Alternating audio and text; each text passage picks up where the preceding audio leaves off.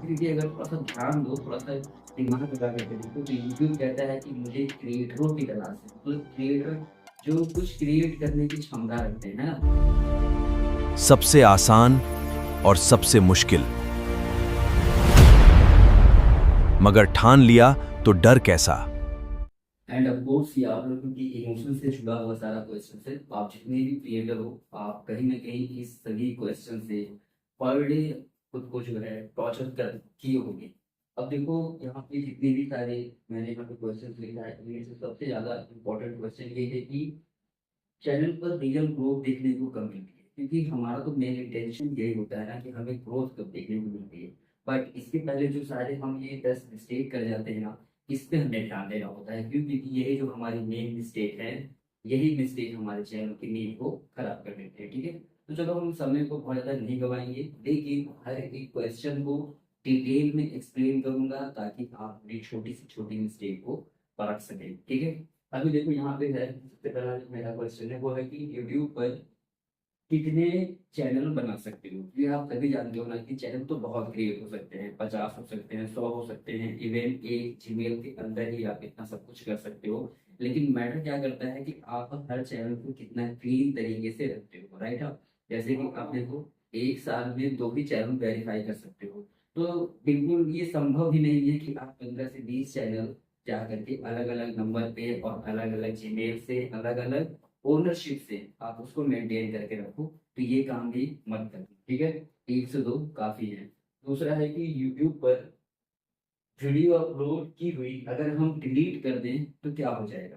देखो होता तो कुछ नहीं है, बस फ़र्क क्या पड़ता है कि अगर आपकी वो वीडियो वायरल हो रही है, सपोज़ मान लो कि आपने वीडियो को पब्लिश किया, आप पे व्यूज़ आ गए और उसपे अब जो है लोग क्लिक करना शुरू कर देंगे। तो देखो सिंपल सा ये लॉजिक समझो कि जितना भी हमारा मेटा डेटा होता है ना, अगर हम उसको डिलीट कर देंगे, अब चूँकि वो निकल चुका है, कहते नहीं है कि तीर से कमान निकल चुका है, कमान से तीर निकल चुका है, ठीक है?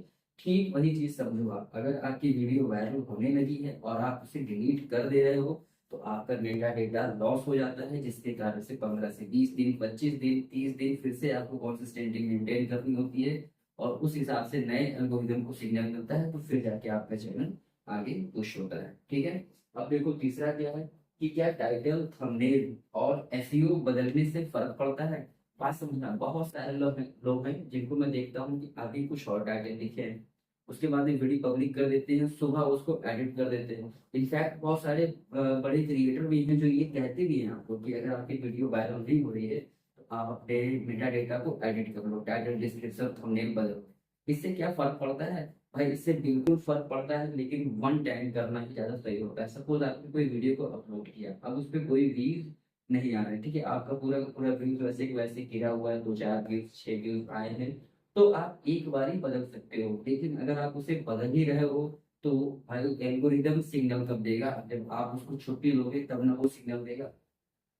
चौथा है देखो कि क्या कंसिस्टेंट रहने से कोई भी चैनल ग्रो हो सकता है? देखो बहुत बड़ा ये मिथ है कि सब लोग कहते हैं कंसिस्टेंट हो जाओ, तुम्हारा चैनल ग्रो हो जाएगा। भाई कंसिस्टेंट और रेगुलर ये दोनों रहने से कुछ फ़र्क नहीं पड़ता है। फ़र्क पड़ता है कि आपके चैनल पे जो वीडियोज़ आ रही है, उसमें वैल्यू कितनी है। आपको मैं उदाहरण के लिए बात बताऊँ, ऐसे बहुत सारे चैनल्स हैं, न्यूज़ के चैनल हैं कि जो एक दिन में कम से कम पचासों वीडियोज़ को अपलोड कर रहे हैं। इवन 100 प्लस और वीडियोज़ को अपलोड कर रहे हैं इन अ डे। अब सोचो क्या वो कंसिस्टेंट नहीं है, वो रेगुलर नहीं है, लेकिन उनके व्यूज़ जा करके देखो, सभी का उनका views under 100, under 200, even under under 1 के, 1000 से ज़्यादा व्यूज़ ही नहीं आता। तो आप इसका क्या करोगे? आपको बस क्वांटिटी बढ़ानी है या क्वालिटी मेंटेन करनी है? खुद सोचो। अब देखो हमारा जो 5वां सवाल है कि क्या इनऑथेंटिक कंटेंट के कारण डीमोनेटाइज हुआ चैनल वापस से मोनेटाइज हो सकता है? बिल्कुल भाई मेरे हो सकता है। लेकिन आपको उसमें कुछ ग्रूमिंग करनी होगी। ग्रूमिंग करनी होगी जैसे क्या मतलब कि आपको ना 1 बाय 1 सभी वीडियोज़ को प्ले करके देखना होगा और जिस वीडियो में भी आपको थोड़ी-सी भी डाउट लगे, आपको ही अगर अच्छी नहीं लग रही है, सपोज़ आपका प्रेज़ेंटेशन अच्छा नहीं है, आपकी स्क्रिप्टिंग अच्छी नहीं है, आपका वॉइस टोन अच्छा नहीं है, आपका एडिटिंग करने का तरीका अच्छा नहीं है, जो आपको ही लगे कि नहीं सही है, आपका टाइटल लिखने का तरीका अच्छा नहीं, उसको तुरंत डिलीट मार दो। तुरंत उसको डिलीट मार दो और वापस से उसको दोबारा रिक्रिएट करने की कोशिश करो, नए तरीके से रिक्रिएट करने की कोशिश करो, अपलोड करो 15 20 30 40 ऐसे मतलब डाल दो वीडियो और फिर से अपील करो। अपील करने पे आपको एक बॉक्स मिल जाएगा एक नया, जहाँ पे आप अपना अनलिस्टेड वीडियो अपील कर सकते हो, जिसमें आप बता सकते हो कि हाँ मैं किस तरीके से अपनी वीडियो को रियल में क्रिएट करता हूँ, मैं किस तरीके से स्क्रिप्टिंग करता हूँ, एडिटिंग करता हूँ और इसमें मेरा कितना मेहनत है। ठीक है, आप जब ये प्रक्रिया उन्हें भेजोगे तो आप उससे मोनेटाइज हो जाएगा। इसके बाद में हमारा एक जो सवाल है वो है कि अगर मल्टीपल चैनल हैं और एक उसी फोन में सस्पेंड हुआ हो, समझ रहे हैं मतलब कि हम मल्टीपल चैनल चला रहे हैं और इसके पहले उसी फोन में हमारा कोई ऐसा चैनल था जो सस्पेंड या फिर टर्मिनेट हो गया था, तो अब उस कंडीशन में क्या करना चाहिए। बहुत सारे लोग होते हैं ना उसी फोन में दोबारा से वही गलती दोहराते हैं। देखो भाई, बिल्कुल डू नॉट डू दैट, आप ऐसा करो ही मत। सिंपल सा फॉर्मूला है कि अगर आप उस फोन से सस्पेंड हो चुके हो और उस फोन से टर्मिनेट हो चुके हो और अगर कम्युनिटी की गाइडलाइन थी, ठीक है, इस टाइप रहा होगा तो हो सकता है कि आपको यूट्यूब दोबारा चांस दे दे। लेकिन अगर कम्युनिटी गाइडलाइन की इस टाइप नहीं हो तो बिल्कुल भी आपको अब रुकने की जरूरत है। आपको बिल्कुल फ्रेश ओनर बनाना है। फोन वही रहने दो, कोई फर्क नहीं पड़ता है, लेकिन ओनरशिप बिल्कुल फ्रेश कर लो। ठीक है, आपका जीमेल एड्रेस, आपका यहाँ तक कि यूट्यूब चैनल पे जो नाम लिख रहे हो और जो बायो मेंटेन कर रहे हो, हर एक चीज अपना ओनरशिप बदल लो। आपका पर्सनल ओनरशिप से वहां कोई लेना देना नहीं है। आप घर के किसी भी मेंबर को ओनरशिप दे सकते हो। ठीक है, भैया भाभी मम्मी पापा छोटा भाई जिस पे आपको ट्रस्ट हो उसको कर दो, लेकिन ये गलती मत करना क्योंकि फ्यूचर में फिर से वही चीज आपको देखने को मिल सकता है।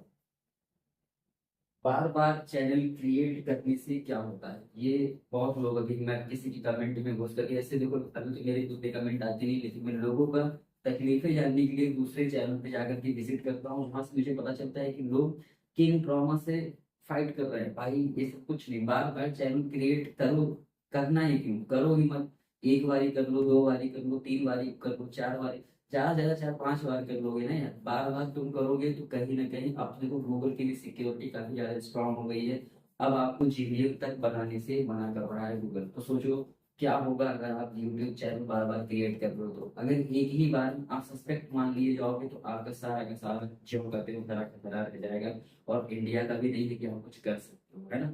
तो कम से कम चैनल बनाओ, और कोई भी चैनल यार फर्क नहीं पड़ता, उसे डिलीट करो, ग्रूम करो, फिर से नए तरीके से अरेंज करो और कंसिस्टेंट होके वैल्यू वाला कंटेंट देना स्टार्ट कर दो, वो ऑटोमेटिक ग्रो होने लगेगा। नए चैनल से कोई फर्क नहीं पड़ता। ठीक है, अब देखो जो हमारा 8वां क्वेश्चन है ये बहुत ज्यादा इंपॉर्टेंट है। लोग कहते हैं यार कि चैनल फ्रीज हो जाता है, चैनल कैसे फ्रीज हो जाता है।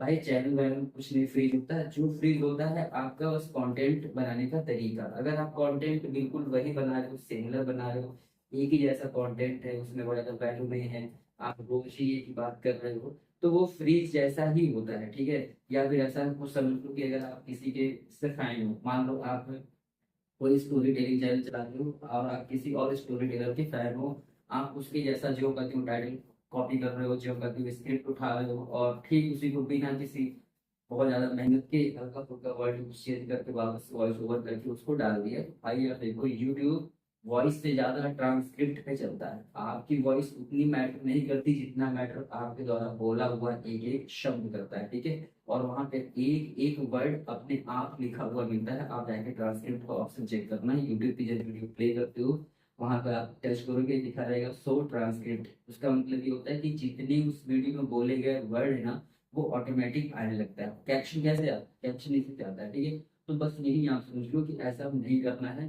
तभी फ्रीज होता है, अदरवाइज कोई चांस नहीं है चैनल आपका फ्रीज हो जाए। अब देखो क्या है कि चैनल पर शैडो बैन कब लग जाता है। देखो हाँ, शैडो बैन होता है चैनल पर। ये तब होता है जैसे कि मान लो कि आप अचानक से 5 6 जीमेल लॉग इन कर लिए, ठीक है, या अचानक से 6 7 चैनल बना लिए और अब सब पे एक ही तरह का कंटेंट डाल रहे हो। ये ट्राई करने के लिए डाल रहे हो कि मेरा ये वाला जो वीडियो है ये कौन से चैनल पे चल रहा है। तो देखो बस एक और इकलौता रीजन यही है शैडो बैन होने का। जब आप ये कांड करोगे तभी जाकर के शैडो बैन होगा। इसके अलावा कोई दूसरा रीजन होता ही नहीं है कि आपका चैनल शैडो बैन हो जाए। जब आप टेस्ट करते हो अपने उसी सेम कंटेंट को अलग अलग चैनल्स पे और जो चैनल चलता है उसी को आप पकड़ लेते हो, तो यही मेन कारण है शैडो बैन होने का, है ना।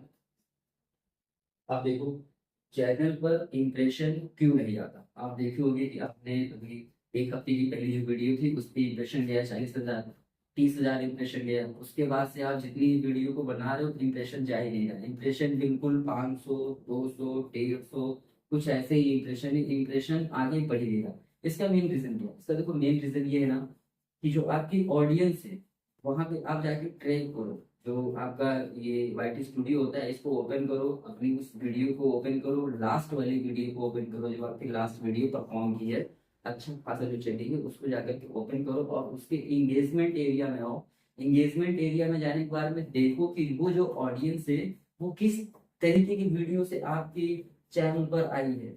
वो किस तरीके का वीडियो देख रही थी कि जिसको देखने के थ्रू वो आपके चैनल पर विजिट कर रही है। ठीक है, आप उसको फॉलो करो और उस तरीके का वीडियो बनाना शुरू कर दो, आपका इंप्रेशन ऑटोमेटिक बढ़ना शुरू हो जाएगा।